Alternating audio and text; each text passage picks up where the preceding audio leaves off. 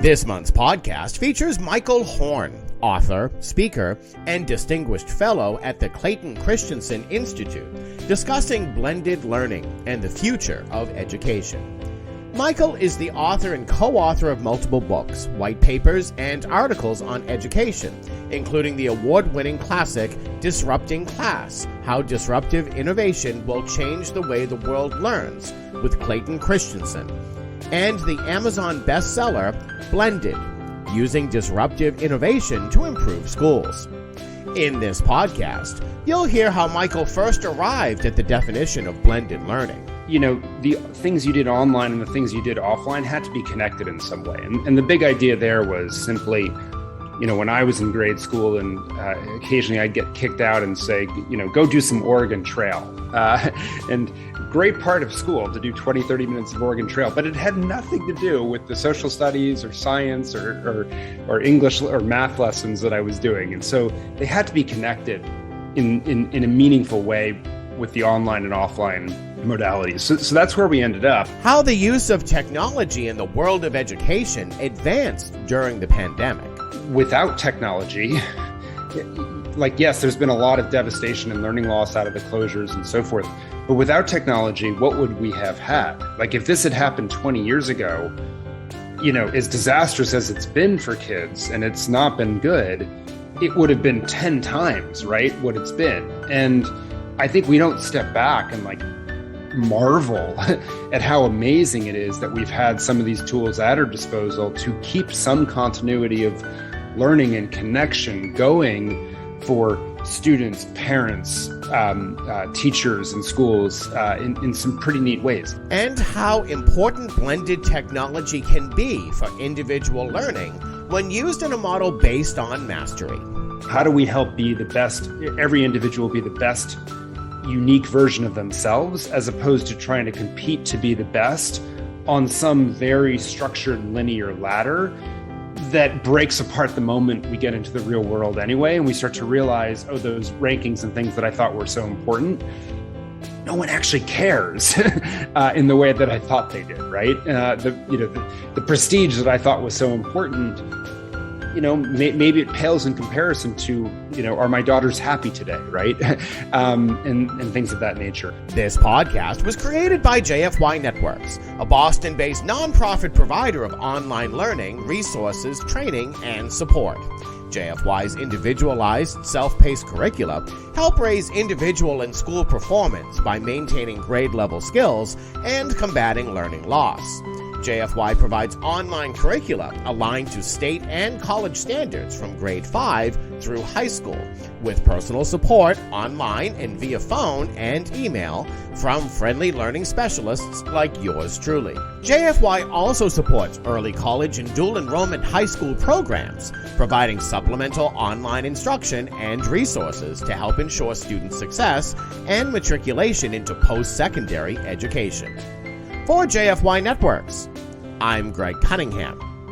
Michael Horn has been studying and writing about the realm of education for most of his life.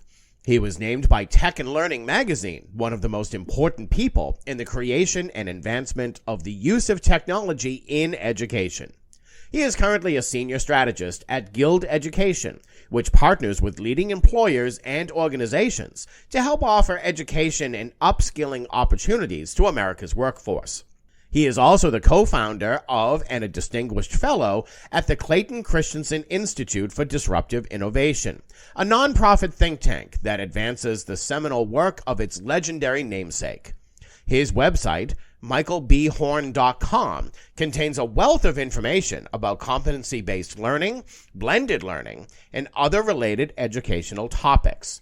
A recent conversation with JFY Executive Director Gary Kaplan began with how Michael first became involved with educational technology. Okay, well, Michael, I'm very glad to have the opportunity to have this conversation with you about blended learning and all the many connections that term brings up.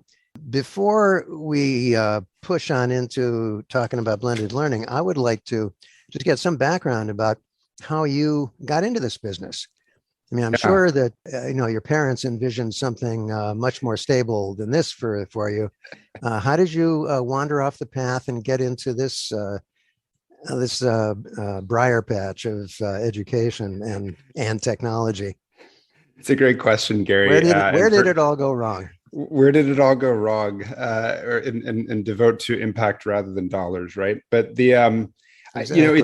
it's really fortuitous set of events. I had a public policy and writing background, as you sort of implied. I went to business school to try to get away from those things, and I was unsuccessful. I took Clay Christensen's class while I was there.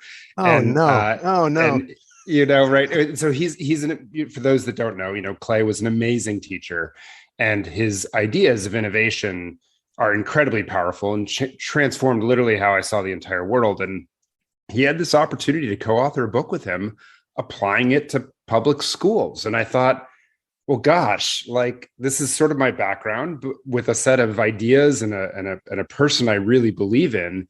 I think I'm crazy to take it. I'd be crazy not to take it. And I took it. Clay's deal was, well, we'll write the book in 1 year and then you'll go out and do whatever it is you actually want to do. Book Disrupting Class took 2 years to write. We founded the Clayton Christensen Institute together. And by the end of the process, I really believed in these ideas. And so, that sort of leads one thing to another, where every morning all of a sudden you're waking up and you're like, okay, how do we better create a world in which all individuals can build passions and fulfill potential? And the current education system isn't that. Let me just comment on that. I knew him slightly. I met him a few times, had a great interview with him in his office. And he was just such a compelling guy, totally mission driven. And everything, yes. The book that he wrote, later in his career about, what values have you lived by? Yeah, how will you measure your life? Yeah. Yeah. I mean, who else in a business school talked like that? After spending an hour with Clayton, your whole point of view was totally changed. Yeah, and he did it by asking questions and telling stories, often unrelated to the question you asked, but giving you a prism through which you could say, oh, I hadn't thought about the parallels of X, Y, or Z, right? And then you'd make the leap yourself. And as Clay always said, look, if Gary's going to come into my office, he knows way more about education than I ever will. But if I can tell him, just about how this theory applies in this particular circumstance that's connected, I bet he's going to figure out way more stuff than I ever would, and make it run. And so it was your idea by the end, right? And so it's something I think I'm still struggling to learn from as I work with others about how to use that thinking to help others, create ideas, as opposed to, oh, I know the answers, which is sort of this arrogance that isn't true. His humility was just amazing, and as prominent and famous and all of that as he got, he was always just a very humble guy. Yeah. And as you say, well, you know more about this than I do, so let me hear what you have to say. Amazing. Yeah. Amazing. No, it was incredible human. Absolutely.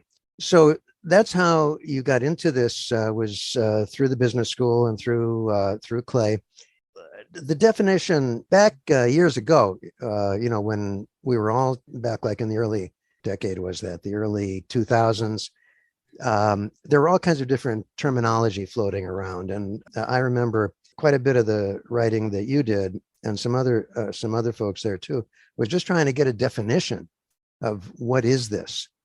Could you just talk a bit about the evolution of the definition and how we got to, okay, let's call it blended learning? And can we just put a period after that and stop arguing about what we're going to stop arguing about it? Yeah. How did all that happen? Yeah, absolutely. I'll take a step back, actually, just because where you started your question, I think, is interesting. Because when we even wrote Disrupting Class, we really struggled with what is the phenomenon that is growing. And in the first version, I think we called it computer-based learning. And in the second version, I think we called it online learning. Like, we were really not sure how to describe it ourselves, and went through several permutations, both in the drafts with peer folks, giving us feedback. And then even in the different versions, if I'm not mistaken, the 2008 version is totally different from the 2010 version. And then in 2010, as you noted, people got even more heated about, well, my school's blended learning and yours isn't, or my classroom is and yours isn't, and mine's flipped, which makes it this. And we basically thought we're wasting a lot of energy on this. Clearly, these are all different forms of blended learning. Clearly, not all blended learning is good, right? Just like chemistry can be used for good, it can be used for evil. Blended learning can be used for good and bad as well, I'm sure. And so we basically just went out to all these people. So it was hundreds of folks that people said they're doing blended learning. That's what I would consider blended learning. And we looked at the common denominators and we said, what is it? And so that, basically it was really, Gary, a 3-year process of putting out white papers with a definition. And then, people like yourself or others would come back to us and say, you missed a thing, like this is clearly in, right? And so we would go back and change a word here or there. But we ultimately came up with this idea that 3 parts to the definition. It's online learning. Students got to have some control of the time, place, path, or pace of the learning. I think that remains an important part because we weren't just putting, film strips on in lecture classes, right? And saying that was somehow blended learning. The second is it had to take place, at least in part, in a school with a teacher around. And I think that was important because a lot of the full-time virtual schools, they have significant offline components to their curriculum, right? Like the younger kindergartners, first graders, second graders, they're not just learning online the entire time. They've got manipulatives and books and things of that nature. So the place was important for K-12 learning, different for higher education, incidentally. And then third, the things you did online and the things you did offline had to be connected in some way. And the big idea there was simply, when I was in grade school and occasionally I'd get kicked out and say, go do some Oregon Trail. And great part of school to do 20, 30 minutes of Oregon Trail, but it had nothing to do with the social studies or science or English or math lessons that I was doing. And so they had to be connected in a meaningful way with the online and offline modalities. So that's where we ended up. And then we basically said, now let's start studying all the different permutations and what sort of makes it effective and what not. And, it's the same problem, right? With there's all these academic research out there around, is technology good or bad for education? And it's like, well, clearly it could be used either way. What about it makes it good is the interesting question to be probing and asking. And so I think the definition that we put out there for blended learning helped just create a floor, if you will. And it was a rare time, by the way, where there wasn't millions of media outlets and stuff like that. And so people were able to have a conversation, I think, and largely accept that definition. And then, to your point, move on and ask what I think are the more important questions. I think the review that you just did of Audrey Waters' book, interesting that we're still having that argument, or at least some people are still having that argument. But I think a lot of people still do feel like technology is a threat to freedom.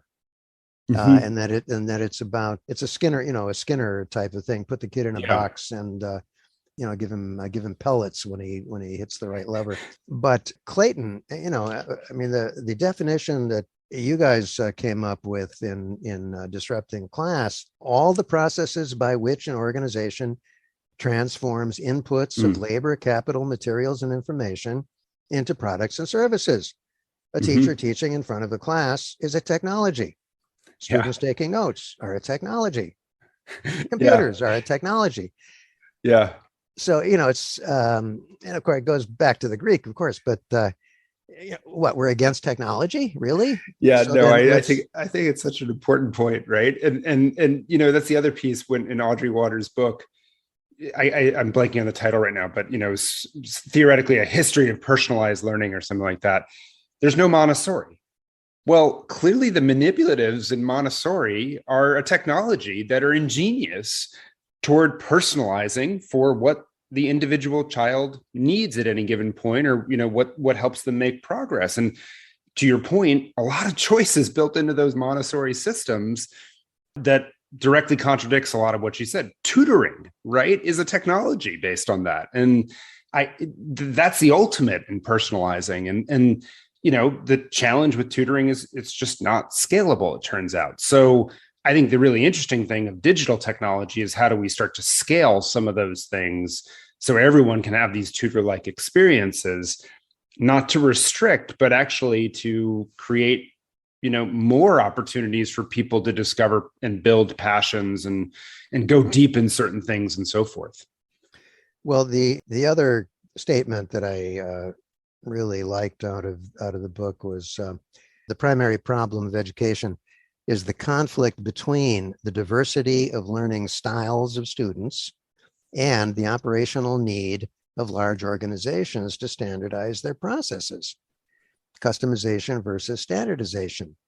And he saw you guys saw computerized instruction as the technology that could reconcile those opposing needs. And you talked about it back then as student-centric technology, student-centric.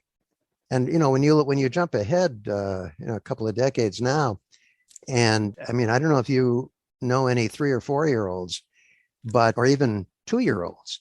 Yeah. They're on this, in whatever device they have, they're doing all kinds of things. And you can't, you watch a 4-year-old do whatever the heck it is they're doing. You can't argue that is impinging on the kids' freedom. They're doing all kinds of stuff. They're saving the world. So the antinomy between technology and freedom is completely ridiculous. Yeah, I think it's a bizarre conclusion to your point. And I guess I'd also say this Skinner notion, right, of we're going to have the perfect artificial intelligence algorithm that's going to predict every single thing and control you in this behaviorist ideal.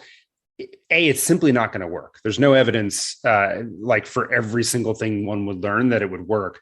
And a big part of that is because students aren't going to stay engaged, right? They want to explore. They want to have that bizarre light bulb moment that only goes off in their heads, not the other 29 kids in the class. And then they want to ask a question and dive deep on that, right? And technology allows for you to do that and have that freedom, incidentally, to do that. But the super restrictive view, it's not going to work because kids those explorations, those magic light bulb moments, the opportunities to be social in your learning.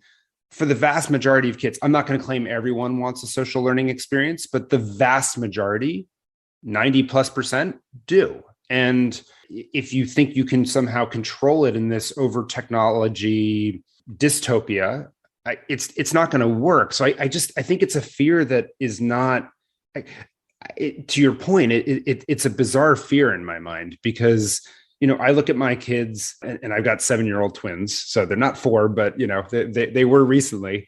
And look, I don't want them on the screens all the time. Balance is important, but they grab my phone, they text grandma, they know way more about the emojis and how to change up the setup and all sorts of things than I do, frankly. And it's allowing them to develop their voice and communicate. And by the way, it's reinforcing their literacy and things that they're learning. It's pretty neat to see what they can do with it. But also, since the development of social media, which was not around back when we were first trying to figure out what to call this, I think it's become clear that technology, it does not restrict social contact. It actually accelerates it. It's a medium of social contact, not a medium that works against social contact. So I think that whole idea that people are going to be trapped on a screen and are never going to talk to anybody again, it's just proven to be I think wrong. It flies in the face of what we know about people, and we concluded this again in the revised version that we put out of Disrupting Class, that a core job to be done that students have on a daily basis is to have fun with their friends. And if you create a solution or a schooling environment in which they cannot do that, you're going to create friction. It's not going to work. And I frankly think that's why a lot of the whole class, methodologies that we have that dominate so much of schooling don't work, because they punish kids when they try to have fun with friends. That's, disrupting class when I was in school was a bad thing. Me pencil fighting in the back row was counterproductive. How would you use that social energy positively? I think is a really important question. And to your point about social networks, obviously, this is a very politically fraught topic right now of whether they're good or ill. But my take is very similar to Ben Thompson's on this, the writer of Stratechery, which is just simply, they amplify the good and bad of humankind, right? And we are social beings, and you put us in a social environment, there's a lot of good that comes out of that. And there's a lot of bad that comes out of that. And, it sort of is what it is, but it's not restricting anything. It's actually increasing the velocity of those interactions. To a point where, channeling them or trying to control them becomes a huge problem. Yeah. So let's kind of move into the question of how technology, computer technology, but which also includes cell phones and all the other personal devices. And soon, of course, is going to include Mark Zuckerberg's metaverse. That's another whole Oculus, thing. I mean, let's not even go there today. Okay. That's too frightening. How do you see it being technology in this broader sense? How do you see it being used now around the country? However much you're aware of. How do you see it being used now, and where do you see it going in the next? I mean, actually, the way that things change now, we should probably be saying, how do you see it going in the next 30 minutes?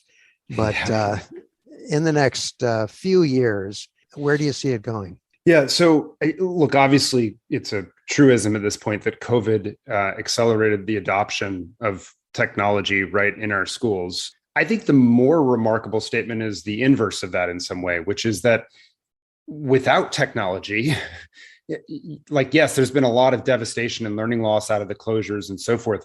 But without technology, what would we have had? Like if this had happened 20 years ago, as disastrous as it's been for kids, and it's not been good, it would have been 10 times, right, what it's been. And I think we don't step back and marvel at how amazing it is that we've had some of these tools at our disposal to keep some continuity of learning and connection going for students, parents, teachers, and schools in some pretty neat ways. Now, do I wish people were doing things more? Yeah, I think a lot of times they took technology like Zoom that we're recording on and just put their whole class teaching style online, and it didn't work before, and it wasn't working online either, right? Because now your classroom management techniques you had learned, it turns out are less effective when the person could just hit off on the video, right? But, a lot of teachers, I think, and schools saw that there are very engaging programs out there that can personalize learning, right? And so a lot of those sorts of things started to increase in adoption. And I think, parents got brought into the loop in a way that was never before true, where they got to see up close the good and bad of what was occurring a lot of times in the schooling environments. And I think the ripple effect of that, we're still not completely sure, but I do think it's going to be hard to roll back completely a lot of that connectivity and use of digital technology and opportunities for unstructured learning that started to occur for large sets of students. I think the second thing that we'll see is, where you started, which is the personal devices, the phones that so many kids have.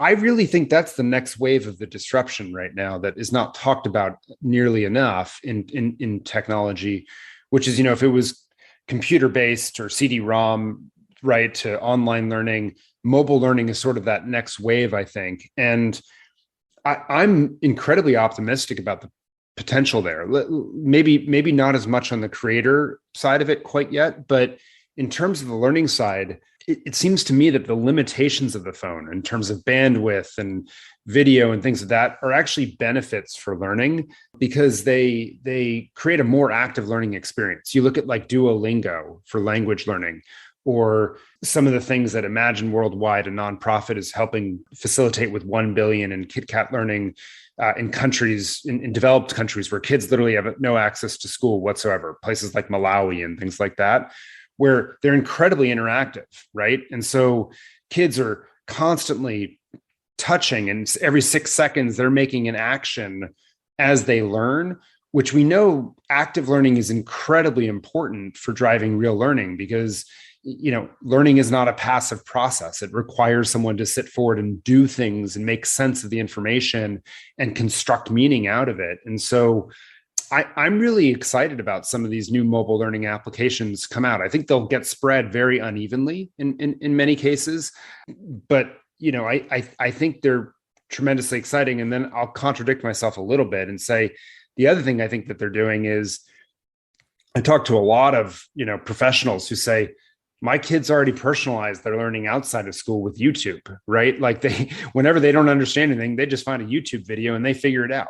And I think that unconstrained access to content and solutions can really help fuel people's curiosity toward positive ends. And so a lot of the informal stuff that's going on with devices, I think is tremendously exciting and something that I think will accelerate in the years ahead. That's really an interesting line of inquiry.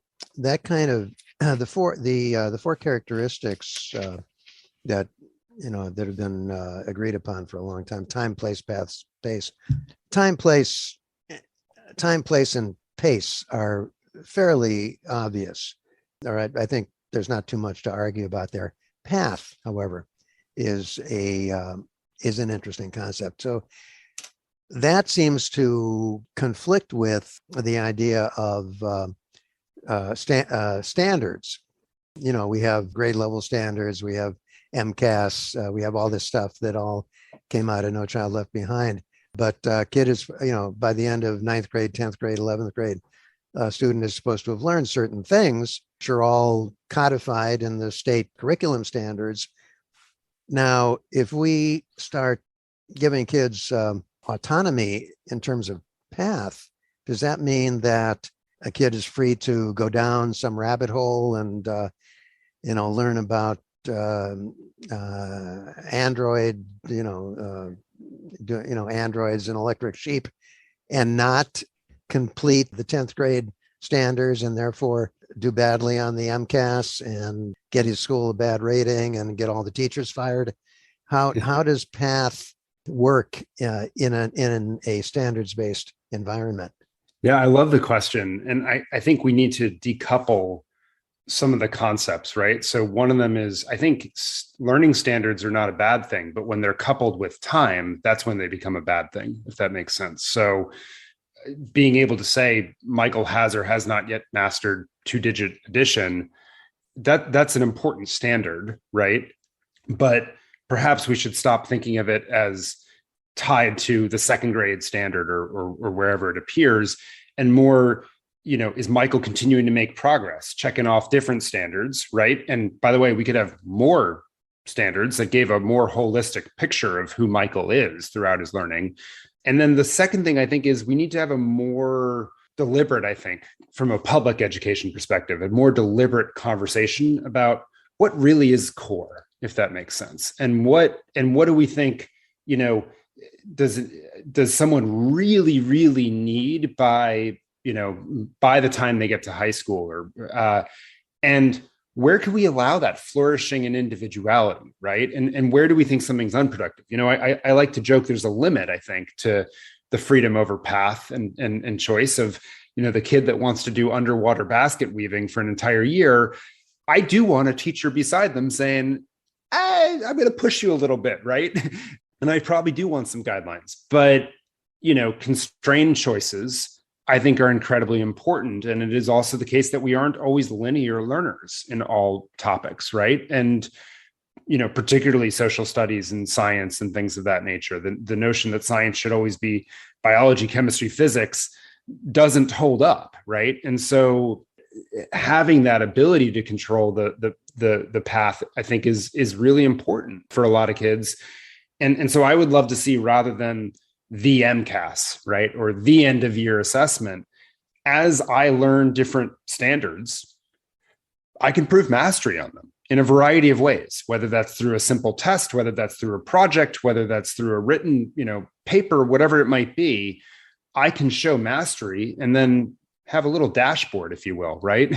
Showing, yep, you're working on it. You haven't even looked at it yet. It's sort of 3 indicator lights, right? And give a picture of me as the individual. And by the way, then a college might start to say, okay, Michael's mastered the basic, core set of things, but then God, he went super deep in, Cold War history and implications on whatever it is. And wow, like that's who he is as a unique individual. Whereas Gary, you went super deep in physics or something like that. That's who you are as a unique individual. And I think that should be how our school system evolves, which is, how do we help be the best, every individual be the best unique version of themselves, as opposed to trying to compete to be the best on some very structured linear ladder that breaks apart the moment we get into the real world anyway. And we start to realize, oh, those rankings and things that I thought were so important, no one actually cares in the way that I thought they did, right? The prestige that I thought was so important, maybe it pales in comparison to, are my daughters happy today, right? And things of that nature. And so I think that to me is the shift. It's not standards per se that are an evil, but when they are held so tightly in terms of sequence and assumption around time, that's when they fall apart. And to me, the big shift is moving to a mastery-based learning system where we start to understand what have you mastered and be able to demonstrate and signal and show that mastery. But that gets right back to Clayton's dichotomy between customization and standardization. Yeah. We've got this whole idea, let 1,000 flowers bloom, but we have these massive systems, education systems, that somehow need to move, in Massachusetts, 900,000 and nationally, I don't know, millions and millions of kids through some kind of process so that at the end of it, colleges can do something with them, but more importantly, the economy can do something with them. Yeah. And, we can't have 1 million kids mastering underwater basket weaving when there are only a few jobs for that particular skill. So you've got, it gets to the whole, what's the function of education? But how do we, on that point, I think, I'm probably a little bit more conventional and conservative on this point than some folks that swim in these waters in terms of the unmitigated choice. But I do think a part of this is we need to do a much better job in schools of connecting kids much earlier to career professionals from a variety of fields so that they can start to understand what are the possibilities out there beyond my immediate social circle and beyond my parents, and what are the skills that are valued, right, in those jobs, so that they can start to make better decisions alongside their teachers, right? Like, teachers are an incredibly important part of this, to not just sort of accept the student's choice, but to guide them actively towards something that will be productive. And that feedback loop, I think, is incredibly important between, the outside of school world. I won't call it the real world because schools are real too, but the outside of school world and schools. I think we need to make that a much more permeable, boundary where there's much more connections actively, so people can develop mentors, a sense of what they could do, a sense of why certain subjects are important, and so forth. And I do think, there are certain things that we might be rigorous on. Like, I want you to be able to read a passage and draw out inferences on it, or be able to evaluate a claim and understand how persuasive it is and make some arguments around it. Things like those sorts of standards, I think, are important, but they leave a lot of room for different curricular paths to demonstrating them, right? And so those are the conversations I think we don't have enough of, is like, what really is the core that we really want every child to do? I think in math, we'd probably say up to algebra is certainly core. And then I might branch, to be honest with you. I might say, I want algebra, statistics, financial literacy, data visualization. And I'm okay with, the student having some choice of which one of those they want to go deep on, right? For me, I don't think every kid needs to go algebra 2, for example. Some exposure probably to algebra is important so they can make an informed choice, but then they can make a choice in my mind. And, that's sort of the conversation I think we need to have more honestly right now of, yeah, look, there are certain expectations from the public society perspective. Privately education, I suppose you have a lot more autonomy to make those choices. But in the public, where there are other people's dollars at work, yeah, I think it's an important conversation to have, honestly. But I think we're way too far on one side of it right now, I guess, is where I land. The side that we're on, I think, has been developing since 1957. The side that we're on now is everything is STEM. Yes. And I think the consensus there, it's not even a consensus, it's almost universal, that education should be plugged into the economy and it should lead to jobs. Before Sputnik, that wasn't by any means the consensus, but now everything is STEM, and there's very little literature, there's very little, sociology, any of that stuff. If you look at undergraduate majors, back in my day, everybody was an English major. Now, nobody's an English major. Everybody's a business major.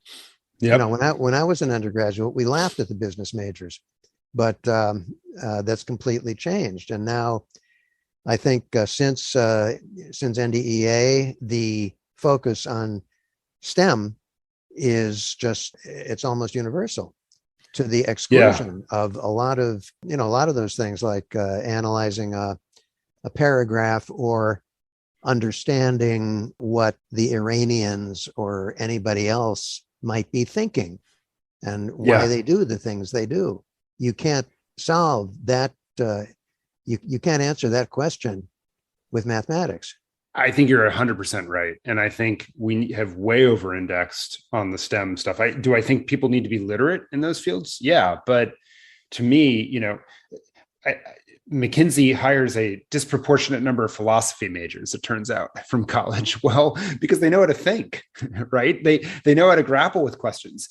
People with, working at the fringes of artificial intelligence, I want them to have grappled with the major questions of history and ethics and philosophy and have read the great thinkers in a variety of traditions, right? To grapple with these very real questions that they're going to have of, autonomous driving, like your car has a choice to hit, the one woman over here or the 3 kids over here. Like, these are very complex questions that are not easily answered. And I want people to have seriously thought about them. And at least my read is that disruption is having another effect, which is it's commoditizing the expertise of the, most extreme experts in science and coding and things of that nature, which is making it easier for all the rest of us to be able to code and do certain things. Now, someone like me is not going to be at the forefront of creating,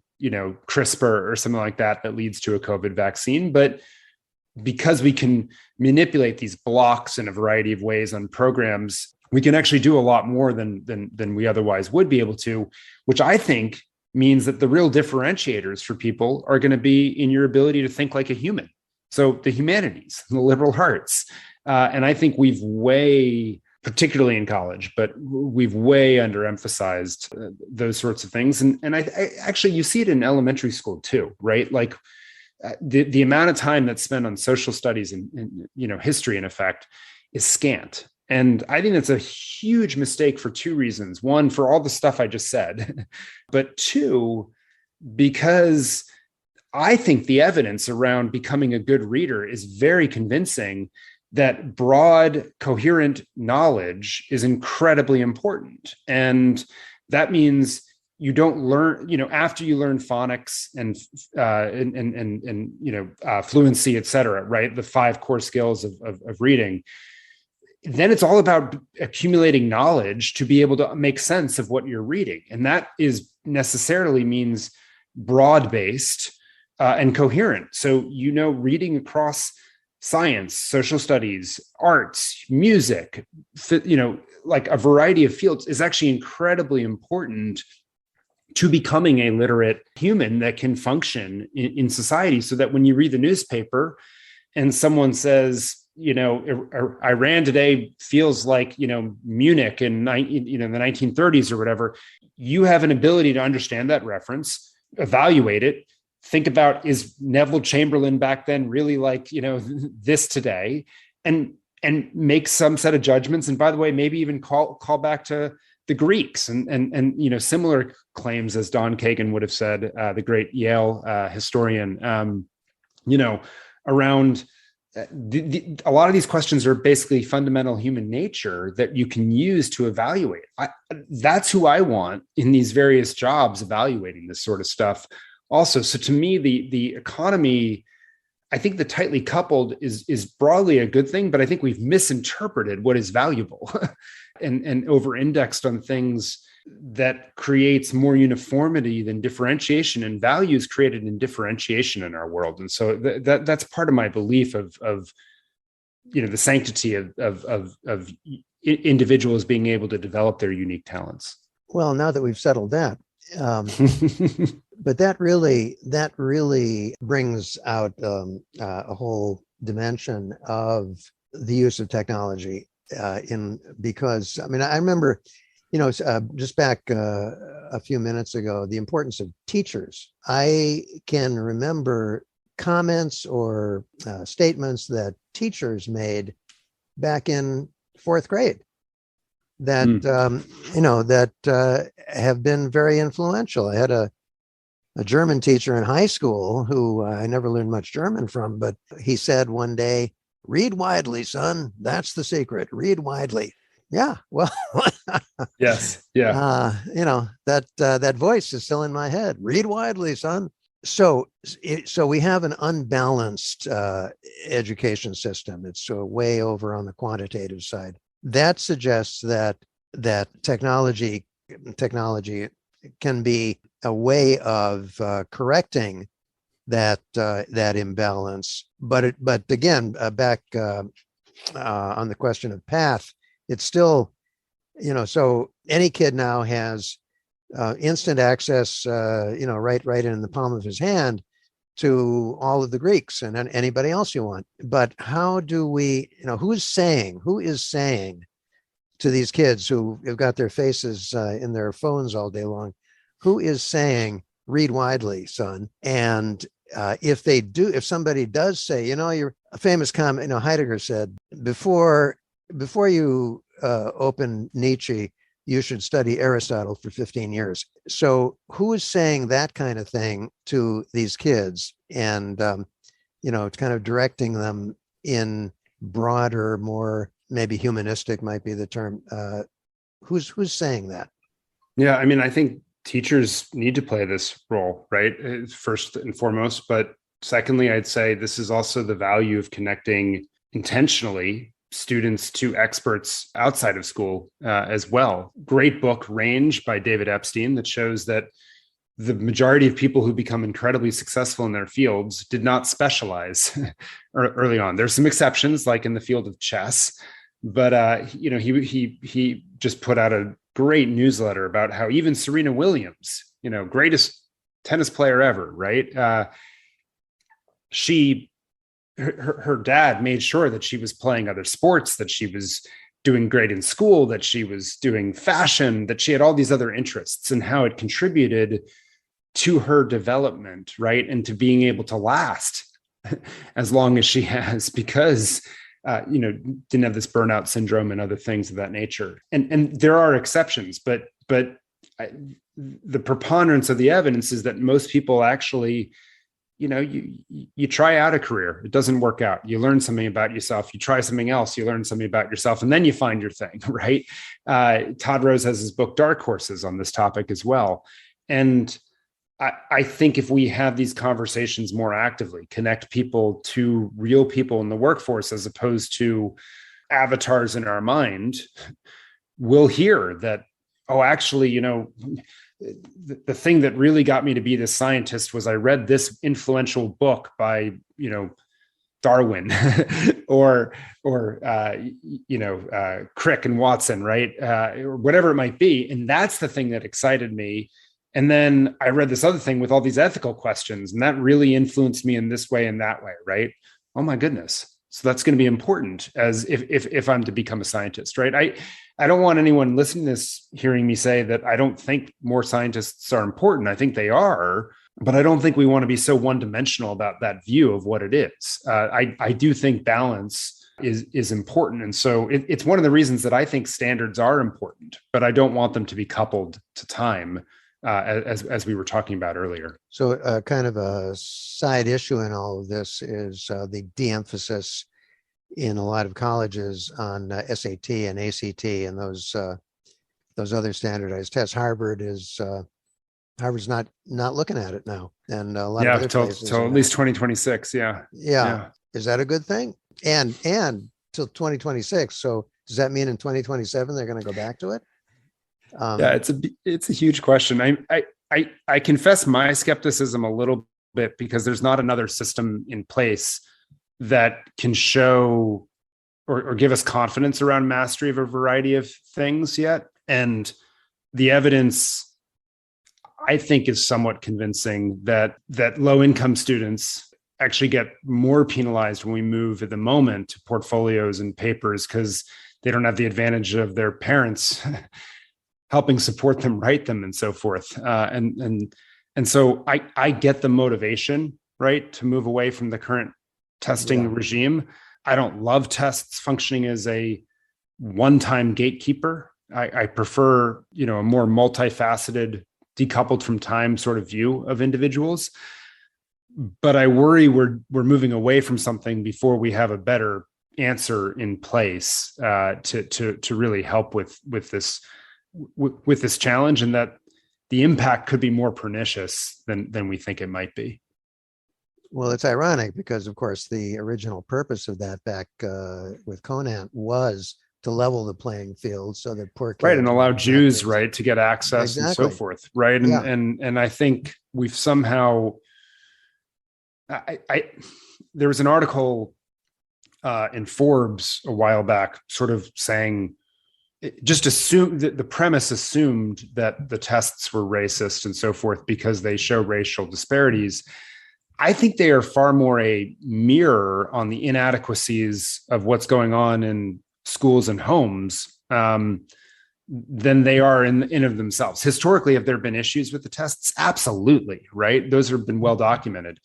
But I don't think that's the overriding challenge. I think they're more a mirror or an indicator light, right, of something that we don't like. And we shouldn't like it. We shouldn't accept it. But I don't think we should blame the messenger quite as much as we're doing right now. There's a great piece, by the way, by John McWhorter, who talks about the importance of the canon, if you will. And I'm not one that believes that's the only way to get a lot of these insights, frankly. I've learned a ton from Buddhist traditions and other sources, but he makes a really compelling set of points. And I do think cultural literacy in our country, and again, this gets to the literacy and reading question, you are at an advantage, whether we like it or not, if you've wrestled with certain ideas and texts and so forth. And so, some of these things I think are important, right, regardless of background, to take seriously.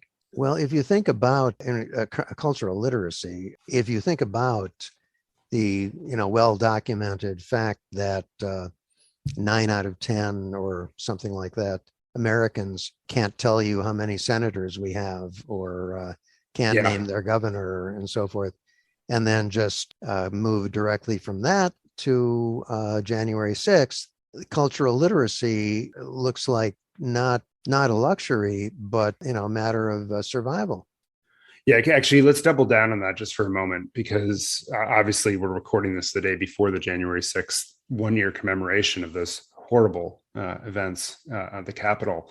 And I think what you just said is right. Like if we were to have a serious conversation about what's really core, I think we'd come to an understanding that we are doing a really poor job on civics and basic foundation history of our country and the roots from which that tradition developed to lead to the Constitution and what the Federalist Papers said, and then the system of government. And then certain things have been frozen, right? The number of representatives we have in the House have been frozen for the last century, even as our population has something like tripled, right?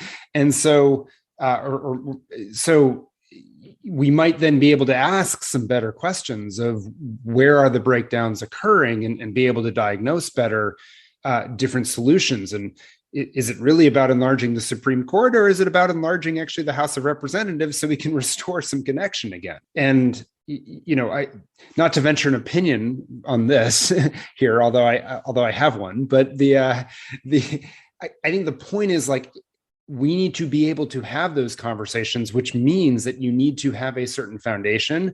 And so in my mind, as we thought about what's core, I'm not saying you need to know the exact, date of the Battle of Trenton, right, in 1776.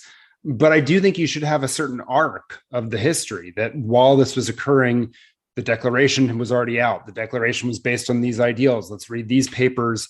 And then it didn't work, right, in terms of the Articles of Confederation. And so this was the Constitution that came out of this, and this was what it was trying to rectify, and these were the debates. And this is why gridlock is actually built into the system, right? And so forth. And understand those sorts of currents, I think, would improve our conversations immensely. But how is that going to happen when nobody even knows how many senators there are? I 100% agree with you. Those basic facts need to be part of that. How do we get, and that kind of, another question about the role of technology. Technology obviously tremendously increases our ability to communicate, to talk to other people, to access all kinds of information. But it looks like now the effect of that universal access to everything has been to atomize rather than to I agree with that. Unite. So you've got all these fringe Alex Joneses and all of that. Where is, we're not going to do away with technology. It's not going away. So since we have this sort of universal, there's a Greek term for that I can't remember, this universal mind going on, how can it be managed or whatever so that we can get actual dialogue or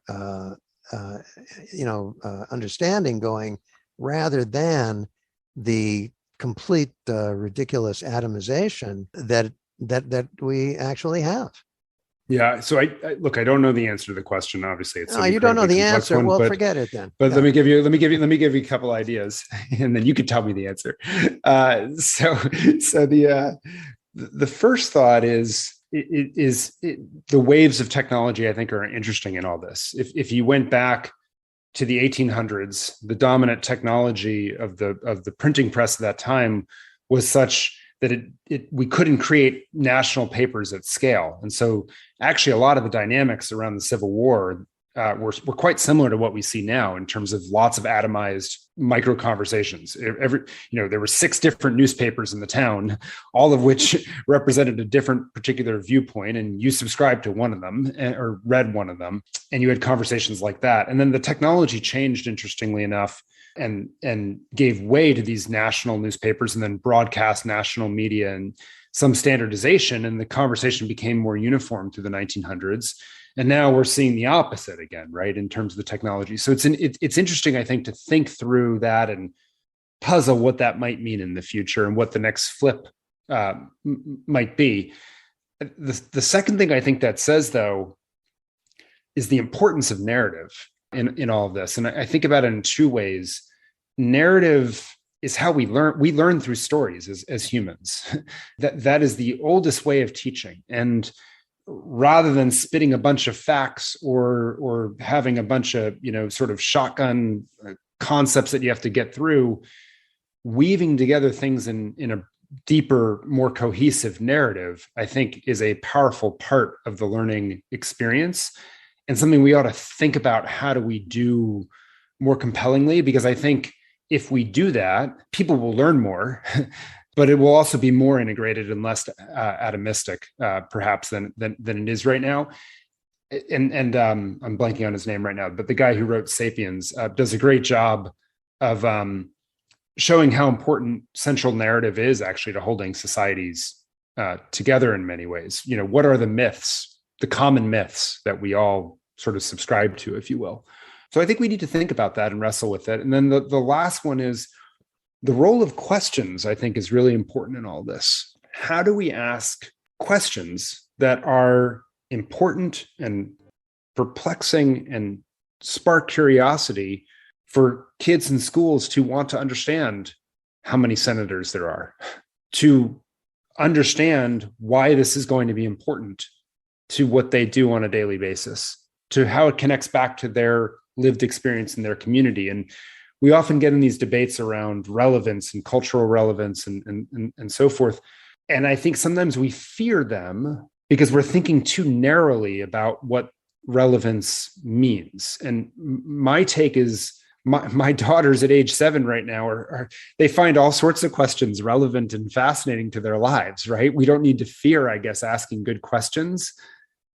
We just need to be able to ask good questions more intentionally, I think. Can you give an example of a question that they have raised? Oh boy, they ask all sorts of ones around, that will be even simple ones, right? Like we're driving along the highway and they've done something they got rulers for the holidays. And I showed them the metric system off of it, right? Well, why do we have miles then and not kilometers, Dad? Right? Well, that's a fantastic question. And it has math dimensions, it has historical dimensions, it has political dimensions to it. There's a great story right from the 1960s about America and Canada both deciding to adopt the metric system. The Canadians all saluted and said, yep, let's do it. And they flipped over a switch and the Americans said, forget you, government, we're going to stick with our conventional system, right? And why is that? Well, why is that? Well, there's a great origin and set of facts that bear on that around roots and conception of government and things of that nature, right? That start to get at a lot of these. And but Dad, it's so logical. Well, you're right. So I think that's a very simple question that can lead into exploration of a lot of really neat things that are incredibly relevant. And dare I say, in most communities in America, it'd be a pretty interesting jumping off point for that young child. Napoleon didn't have a navy. Right. And why was that? Well, yeah. It's a great question. It's a great question. Well, let's think about, or let's try to think about where is it going? So, right now, we know what we've got right now. We've got maybe a third to 40% of the population or the electorate or some chunk of the population that gets its voice heard, who don't believe that there is such a thing as a fact, and that's either, we know what we're talking about, but no sense of fact. One of my favorite quotes from Eliot is something like the highest achievement of a civilization is the sense of fact. Well, we ain't got that. So narrative, obviously, that's how we think. Language and thought, that's how we think. We think in language, and language is narrative. But how do we get to some kind of agreement about what is a fact? Were they peaceful tourists or were they violent insurrectionists? Right. Again, I don't know that I know the answer, but I also think if we can take it out of sometimes the very narrow dichotomy that we paint, right, where there's two sides going at each other, and create more of the complexity, I think we give people more room to say, this is what we agree on. right? And this is what, do we think this is acceptable behavior, right? Strip it of why they did it for a moment. And some of those things, I think, are important to be able to, rather than do but they did X, right? I think if we can create more complex pictures sometimes, and Adam Grant's book, Think Again, I think does a good job of sort of painting some of this, of how you get people to rethink or see fuller pictures by introducing, less assuredness of what actually happened, right? And creating more room for variability in the story and contradiction and anomaly and so forth. I think that is part of it, getting away from the you're with us or against us mentality in this, and starting at some first principles of what do we agree upon, and then move into so we disagree about X, right? A much smaller slice of the larger fraught question. What would it take to validate that? And then that's the question, right? And then let's think about the evidence that we'd have to marshal and have a conversation around that. I think that's part of this, and interrogate, it's this interesting contradiction. Knowledge and facts are incredibly important to establishing literacy. And we want to also very clearly show that, sometimes our understandings do change, right? And so weaving it together in an integrated education process, I think, would help all of us think more critically about these things. So the place where any of this is likely to occur is in schools, because, yes. Schools from the age of, 5 to 16, every single kid in the country is required by law to be in school. So, and, Aristotle, said education is the most important function of government because it shapes the character of the citizen. Mm-hmm. So, as well as, he didn't say this, but as well as the future employee of Raytheon. Sure. Your neighbor up there.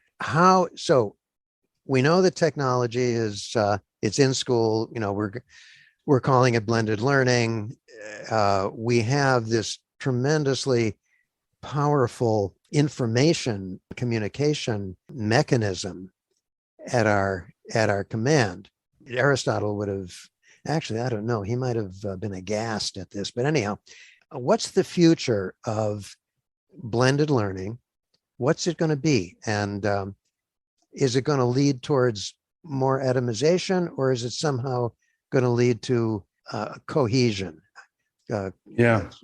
Societal cohesion. What do you see the next 5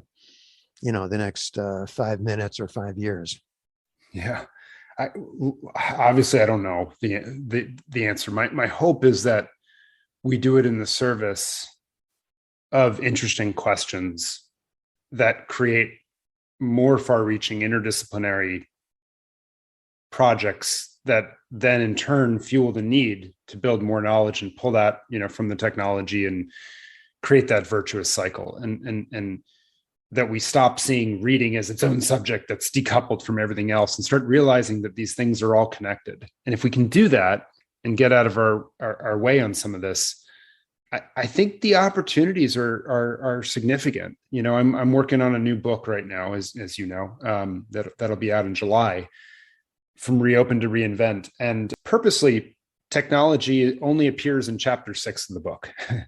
The book's a lot around mastery-based learning, around the centrality of projects, around new models of teaching, trying to get people to reconceptualize a lot of the assumptions that we have embedded in schooling today, to, I think, our detriment to being able to get out of this atomistic view. There's a guy, Peter Green, he used to be a teacher. He writes a column, loves to rip on mastery-based learning or competency-based learning because he says it will overly atomize things. And I was trying to address his comments and, seriously in the text. And there's one way to go right at it. And then there's another way to say, you could be right.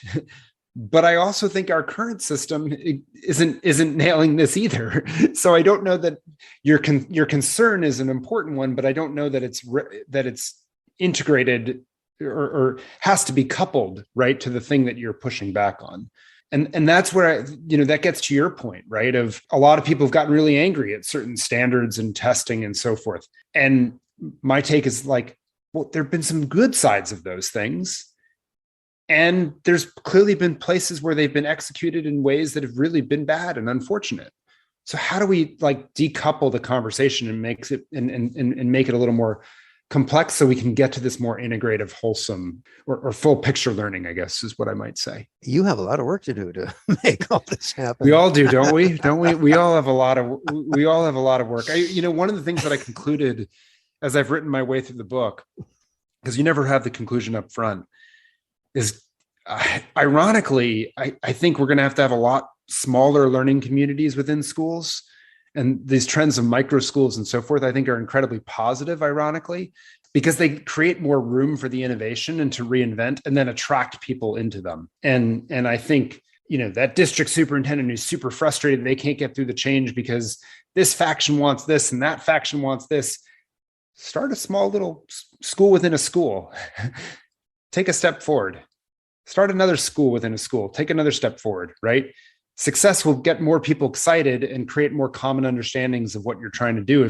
If what you're trying to do is really march us toward progress, right, along these dimensions. And so I think the first half of the book is some broad sweeping statements around what I think schooling ought to look like. And it's more prescriptive perhaps than past things I've written. And then the second half of the book is, and here are the baby steps that maybe we can take to get there. Well, the idea of micro schools or micro learning communities in this technological context where anybody has access to everything at his fingertips, it means that a small micro school does not have to depend on the teachers who happen to be there. You want to know about Aristotle, just Google Aristotle in there. Yeah, that's right. You got it. So you can have a small community which has access to everything. So it's an interesting moment. That wasn't the case, a couple of decades ago. Yep. Well, and this is the other piece of it, right? To your point, which is the biggest disruptive innovation in education historically has been the printed textbook or the printed book, going back to Gutenberg, right? And it increased access to knowledge in ways that we probably still understate. The same is ultimately going to be true out of this revolution. It'll be uneven. It's going to be messy, but it's, in my mind, it's clearly going in that direction in the long run, and that's perhaps the most promising trend of all in all this, which is, the long run. We're all dead, I suppose, anyway. But I do think there's that positive sense of progress ultimately that's going to increase access and freedom. I do want to take issue with you though about in the long run we're all dead anyway. We're still talking about Aristotle, and he's been dead for 2,500 years. But I will second you there. I will second you there. Ideas have important, lasting implications. Incredible. Yeah. Michael, thank you. This has been really, really interesting, and I think we got to a very interesting conclusion there. So we will thank you. I really have enjoyed this and learned a lot. I'll be looking forward to that book. What's your title? From Reopen to Reinvent. Yeah. Good idea. And but thank you, by the way. I've learned a ton in this conversation as well. It's great when you just have these dialogues to develop your own thinking, right? Oh, absolutely. I mean, yes, that's what Socrates was. It's all about dialogue. So thank you. We will process this, and I'll look. Do you have any pieces of the book that you've published elsewhere? Or that? Yeah, good question. Some stuff is on, like, little snippets are on that Substack newsletter that I send out, which were ways for me to sort of develop some of the ideas, like about the purpose of schooling, for example. That then becomes its own chapter in the book. So there's little snippets that are out there already. Yeah, I'll look for it. So thank you. Yeah, amazing. Well, this has been a heck of a lot of fun. I really appreciate your questions and the inquiry. So thank you. Thank you. Maybe as things change in another 10 minutes, we may have to do this all over again. Yeah. Well, if it renders this moot, then that's a good thing. Yeah. So. Thank you very much, Michael. Hey, thanks, guys. Yeah. Okay. Be well. We would like to thank Michael Horn for joining us this month for the JFYNet podcast. You can find more information about Michael and his publications on his website, michaelbhorn.com. If you have any questions or comments, please navigate to our website, JFYNet.org, which also features a wealth of commentary, dialogue, and free scholastic resources, including this monthly podcast, to support all educational communities. Thank you for joining us. For JFY Networks, I'm Greg Cunningham.